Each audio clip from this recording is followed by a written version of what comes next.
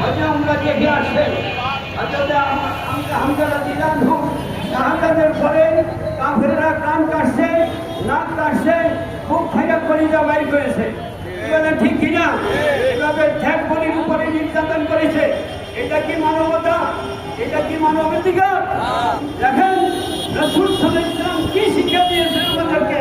এই দুনিয়ার মানুষ শুনে নাও, এই বাংলাদেশিরা শুনে নাও, বিজাতির মানবাধিকারের আমাদের কোনো প্রয়োজন নাই।